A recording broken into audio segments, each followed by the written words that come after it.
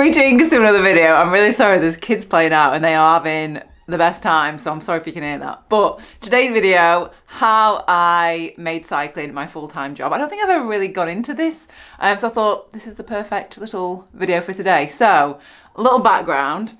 I was a journalist for like maybe 10 years, and within that period I bought my first bike, and I don't know what it was. I just started making videos because I wanted to, I guess, share the things that I was learning to hopefully help other people. And the main thing that I did when I started my channel was I was like, my main goal for it was like, if I can help one person, that's all I wanted, just one person, then it's worth me sharing these videos. And that's what I started doing. So actually at the start, my channel was just generic. It was a bit of everything. It was like food, it was cooking, it was just general travel stuff. And I did have some cycling videos within that. And then as time went on, I realized that the cycling videos were, I guess, my favorite to film. And also they kind of had the best kind of views. And then I was like, oh, maybe I'll just do a separate cycling channel. So Kate Kookaburra was my main channel, and I actually made a separate cycling channel. And then I was like, oh, this is too much to try and balance the two. And actually, I just really like the cycling ones best. So then I just made my main channel just full cycling, and I loved it. And it was something that I did alongside my full-time job. So at weekends, on evenings, I would edit. It was quite a lot because I did have that full-time job, and I was trying to do it consistently and trying to get as many good videos as I could out. So it was quite a lot. Anyway, so I was doing that, really loving it. And I remember getting like the first few views on my first few videos. I was like, oh my gosh, someone's actually watching my videos. Like, this is crazy. And it was just like that excitement, that buzz of doing it that just made me want to do it more and more and more. Anyway, so in my job, I'd done it, like I say, for 10 years. The last year or so, I just kind of got a little bit, I felt like I'd done what I really wanted to do with it. And I just became a little bit, not frustrated with it, but I was like, I just don't know what I want to do. And I'd always loved video, and I'd always loved like YouTube. But at that time, like, going into like money versions, like going into the money side of it, it wasn't like, even I'd been doing it maybe a year, I'd not earned that much from it. I think it took me a long time to earn like, I think it was like £60 or $60, and I got a check in the post. And I was like, oh my gosh, I've earned £60. Like, what? I remember spending it on a backpacking bag. This bag I wanted was like £120. And I remember putting it towards that and just feeling so excited and so enthusiastic and just like so grateful that I'd earned a little bit of money from making these videos. And so, yeah, so with my job, and I guess this is a tip for any of you if you are wanting to change your job and you're not really enjoying what you're doing. The best book I've ever, I would say read, but I had it on Audible. I would say this is the one book that has changed my life more than any other thing that I've ever read or anything that I've ever done. It's called The Power by Rhonda Byrne. And in that, it says that it's all about like law of attraction. And a lot of you might think, I'm not really into that. I mean, I wasn't necessarily into that, but I just listened to this and it made so much sense. And what they're saying in there is you can't go from like hating a job to a job that you're going to love. You have to look for the positives in that current job that you have. And so I started doing that. Even though I didn't really love the job, every morning I would go in and I would see the sign of where I worked and remember how much I wanted to get that job initially all those years ago. And every morning I would go in and I would be grateful for the job that I had and try and think of all the positive things that I loved about that job. Anyway, I was still looking for another job. And then I found this part-time job that would pay similar amounts, a little bit less than what I was on. Journalism doesn't really get paid very well. And this was like a marketing job. And that paid similar for 3 days. And I was like, ooh, if I could do 3 days, put my other 2 days, because at this point it was hard to juggle both, and I was trying to build YouTube. Not necessarily, was it for, I don't know, I thought it was always a potential, it could be a job. Not at the start, absolutely not. It was just more like a hobby. But then as it got further on, I thought maybe it could. And then I was like, if I could really like give this a go and put more time into it and energy into it, And that's why I took the 3-day job. So I left, and it was quite a big decision because I was like, oh, this is a big decision because I've always wanted to be a journalist. And so I left that job, went and worked these 3 days, and then just really just tried to make as much content and good content as I possibly could in those extra days that I had.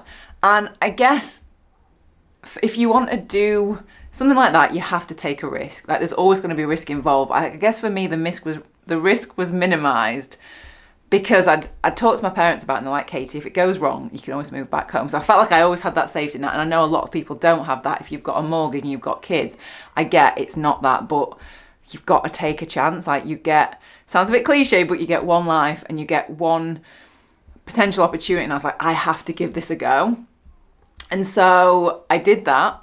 And then I guess from there, I did earn a little bit more, and I guess we'll go into the money side of it, because obviously, how do you get paid? So 2 different ways of getting paid. So you get ad revenue.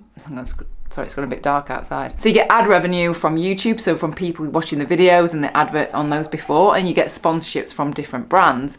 And at that time, I can't remember really what I was on, but it wasn't that far off from what I was earning on these 3 days. And I was like, maybe this is the time that I just risk it. And so I did. And then, yeah, I guess the rest is history. But I guess the point of it is that I want to make is that if there is something that you really want to do and you want to try, you just have to try and make it work.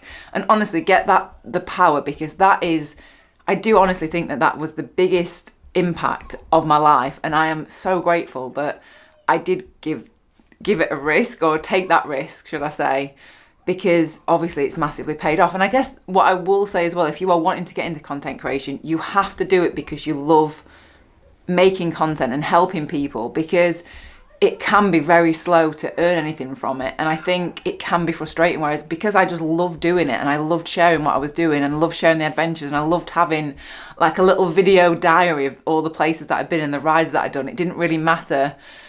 Because like I say, when I started, it wasn't that I was like, right, I want to do this as a job. It was just, it kind of just fell into that way. And then I was like, oh, maybe I could make this into a job.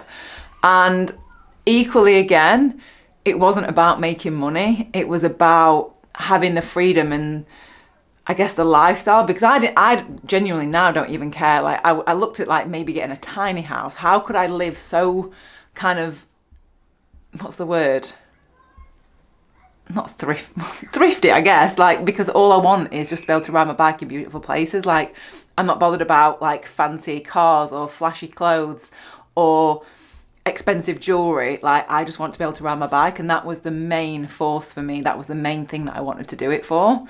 And yeah, here we are, and I'm so grateful. And I've always said this, but thank you so much for supporting me, watching the videos, commenting, and just being such a lovely community and a lovely place for me to share like my video diaries basically. And I hope that, you know, you're getting something out of it. And like I say, like, I'm trying to share things as I'm learning them. If I've learned something that I think will benefit you and help your cycling or your life in some way, then I'm always going to be able to, I'm always going to try and do that, because I want this channel just to be like a nice, positive place, I guess. So I think, is there anything else to add? Oh yeah, the other thing is, that I do feel like people think that, or just assume because you cycle and this is like your job, that you're going to be like this amazing cyclist. However, there is so much that comes with running a YouTube channel. I've talked about this before, but there's so much like admin and just so much stuff that you wouldn't necessarily think. And I feel like, this is just my opinion, I don't think you can be a really good YouTuber and a really good cyclist. I think you've got to like, there's got to be a compromise somewhere. And I think if you want to be a really good YouTuber, you stop more and rise. You don't really take the riding, not as seriously, but the content is the most important thing.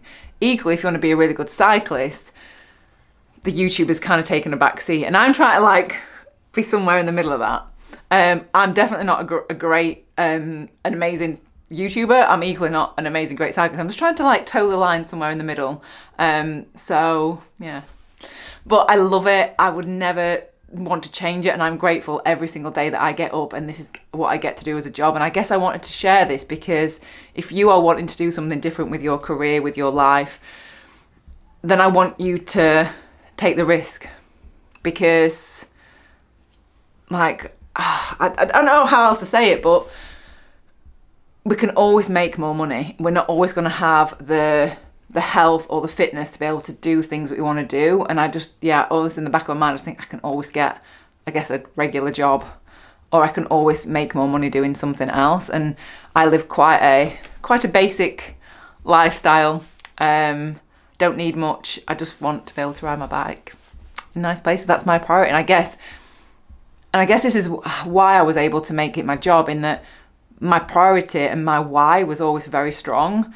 Like, why do I want to do this? It's like, oh, well, because I want the freedom, because I want the experiences, I want the memories. And also I want to help people. Like, that was why it was so strong for me. And I think you have to have that if you are wanting to change a career or wanting to do something as a job, because there's going to be so many times where you like get so frustrated with it and so like down on it, and you're not earning this and you're not doing that, and things aren't going your way, but you've got to always come back to, but why? Like, why am I doing that? So yeah, that's pretty much it. I think that's everything. So thank you so much for watching. If you've got any questions, I'd love to do, if you want me to do like a Q&A about it, more than welcome.